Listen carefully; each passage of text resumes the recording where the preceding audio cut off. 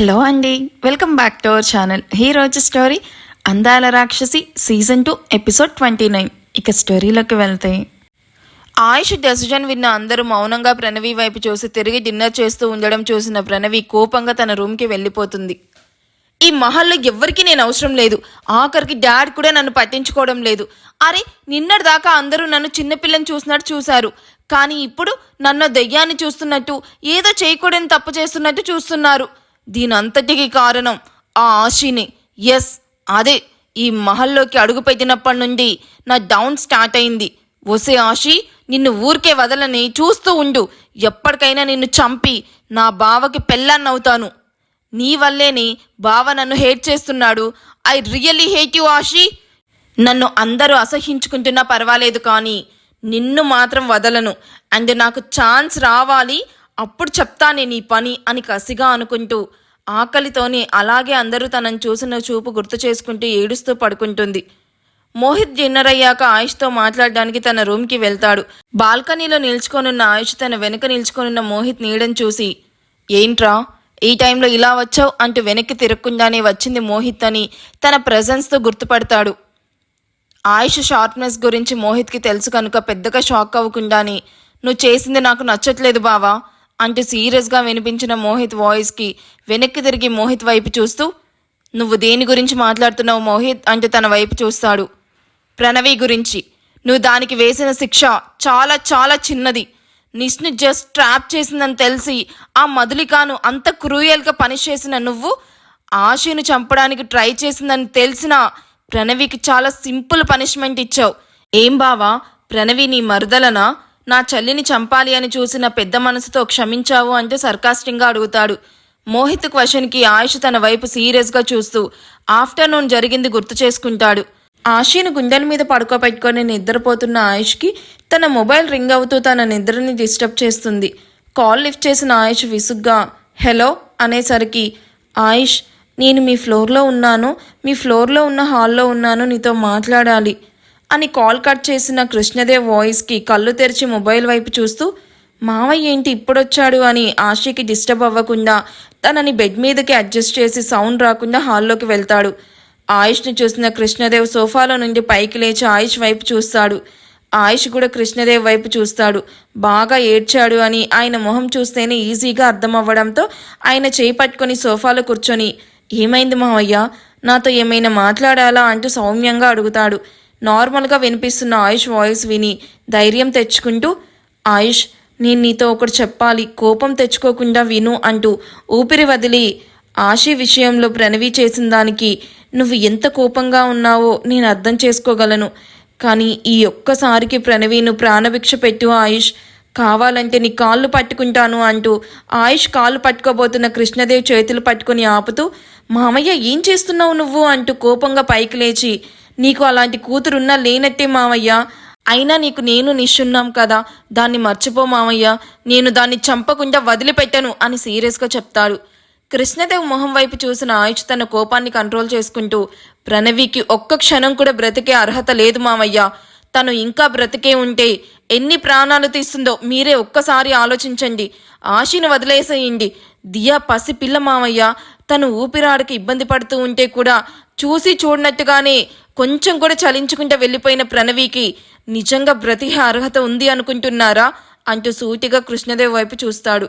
ఆయుష్ ప్రశ్నకి తల వంచుకొని, ఈ విషయంలో ప్రణవి చేసింది క్షమించరాని తప్పు, అది నేను కూడా ఒప్పుకుంటున్నాను ఆయుష్, కానీ ప్రణవి ఎన్ని తప్పులు చేసినా వెనకేసుకొచ్చిన నువ్వు ఈ ఒక్కసారికి కూడా క్షమించు ఆయుష్, తను అచ్చం మీ అత్తలానే ఉంటుంది, మీ అత్త నాకు భౌతికంగా దూరమైన ప్రణవిలో తనను చూసుకుంటూ ఉన్నా, అలాంటిది ప్రణవికి ఏమైనా అయితే తట్టుకునే శక్తి కూడా నాకు లేదు ఆయుష్, ప్లీజ్ అని కన్నీళ్లతో తన చేతుల్ని తడిపేస్తూ ఉన్న కృష్ణదేవుని చూసి ఆయుష్ ఆలోచనలో పడతాడు.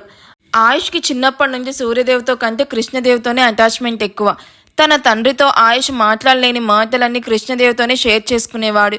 కృష్ణదేవ్కి తమ ఆస్తిలో 25% షేర్ ఉన్నా ఏ రోజు ఆస్తి గురించి కానీ తన షేర్స్ గురించి కానీ చిన్న మాట కూడా మాట్లాడేవాడే కాదు. ఆయుష్ ఏం చెప్తే అదే వింటూ ఆయుష్ని ప్రిన్స్లా చూసుకునే కృష్ణదేవ్ ఇలా ఏడవడం చూసిన ఆయుష్కి ప్రణవి విషయంలో కాసేపటికి తగ్గక తప్పదు. కృష్ణదేవ్ కోసం అయిష్టంగానే ఒప్పుకొని నెక్స్ట్ ఇంకో చిన్న మిస్టేక్ చేసినా మీరు కాదు కదా, ఎవ్వరు చెప్పినా వినను అని సీరియస్గా చెప్పి తన రూమ్ వైపు వెళ్తాడు.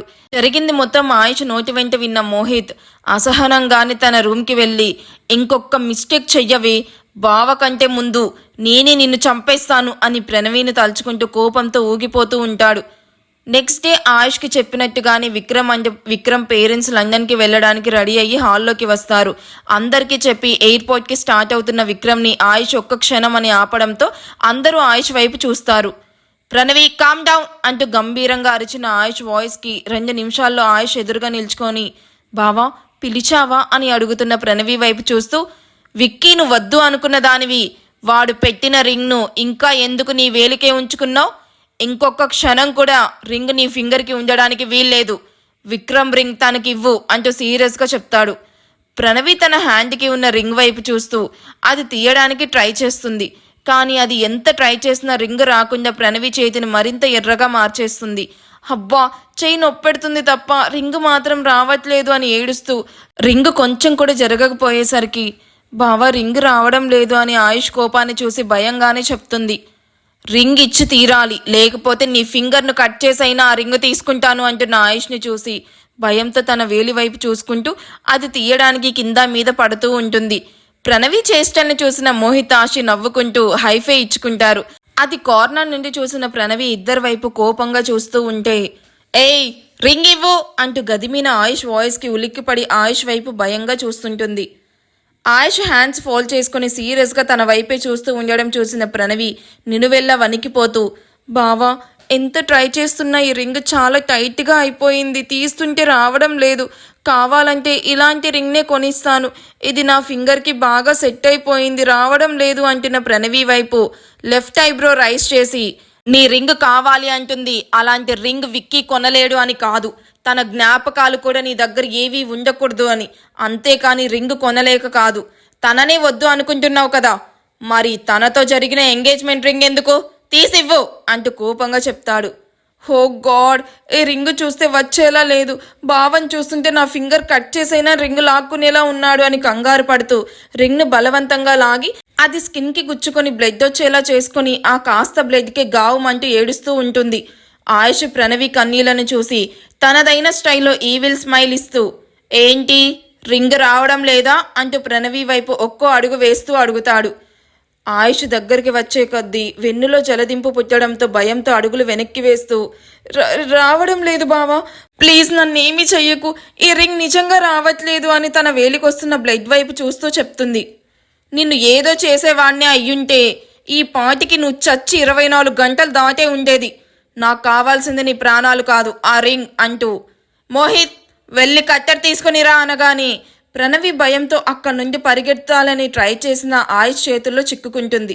మోహిత్ 2 నిమిషాల్లో ఏదో మ్యాజిక్ షోలో మాయమైనట్టు అలా మాయమయ్యి డడా అంటూ ఇలా ప్రత్యక్షమవుతాడు. తన చేతిలో ఉన్న కట్టర్ వైపు చూసిన ప్రణవికి షాక్తో నోరు తెరిచి చూస్తూ ఉంటుంది.